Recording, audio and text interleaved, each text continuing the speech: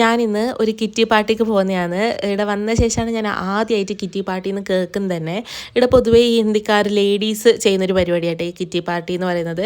ഇവർ തന്നെ പറയുന്നത് ഈ ഫുൾ എപ്പോഴും ഭർത്താവ്, കുട്ടി, പിന്നെ വീട്, ജോലി അങ്ങനത്തെ ഒരു ഇതല്ലാണ്ട് ഒരു ദിവസം എല്ലാ ലേഡീസും കൂടെ പാർട്ടി ചെയ്യണം എന്നാണ് ഇവർ പറയുന്നത്.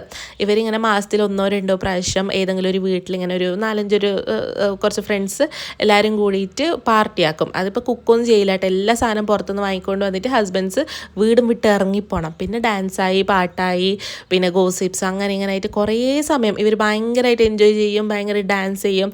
ഇതിൽ കുറച്ചും കൂടെ സൈലൻ്റ് ആയിട്ടുള്ളത് ഞാൻ മാത്രം കേട്ടോ. ഇന്ന് നമ്മളൊരു റിസോർട്ടിലാണ് പോയത്.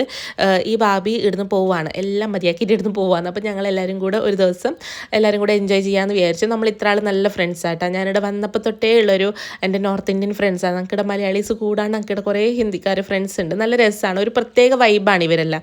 അപ്പം ഞങ്ങൾ പോയിട്ട് ഒരു കേക്ക് കട്ടിങ് എല്ലാം ഉണ്ടായി. പിന്നെ ഞങ്ങൾ സ്റ്റാർട്ടേഴ്സ് കഴിച്ചു. സ്റ്റാർട്ടേഴ്സ് കഴിച്ച ശേഷം പിന്നെയും ഫോട്ടോ എടുത്തു, കുറേ ഫോട്ടോ എടുത്തു. എന്നിട്ട് എൻ്റെ കല്യാണത്തിന് ശേഷം ഞാൻ ഇത്രയും ഫോട്ടോ എടുത്തത് ഇന്നാണ്. കാരണം എന്താണെന്ന് അറിയില്ല, എനിക്ക് ഇവർക്ക് ഫോട്ടോസ് വീഡിയോസിന് ഭയങ്കര ക്രേസാണ്. ഫോൺ ഒരു മിനിറ്റ് കയ്യിൽ നിന്ന് താഴെ വെക്കാൻ സമ്മതിക്കില്ല, ഫോട്ടോ എടുക്കുക വീഡിയോ എടുക്കുക എന്ന് പറഞ്ഞുകൊണ്ട്. പിന്നെ ഞാൻ കുറച്ച് കഴിയുമ്പോൾ ഞാൻ സൈഡായിട്ടാണ്. പിന്നെ അത് കഴിഞ്ഞിട്ട് മെയിൻ കോഴ്സ് കഴിച്ച് ഞങ്ങളൊരു 4 മണിയാകുമ്പോൾ പോയത് 9 മണിക്കാണ് തിരിച്ച് വന്നത്. ഇത്രയും ഫോട്ടോസ്, വീഡിയോസ്, എൻജോയ്മെൻറ്റ്, ഡാൻസ്, പാട്ടെല്ലാം കഴിഞ്ഞിട്ട് അത്രയും നല്ലൊരു ഡേ ആയിരുന്നു. അപ്പം അത്രയേ ഉള്ളൂ.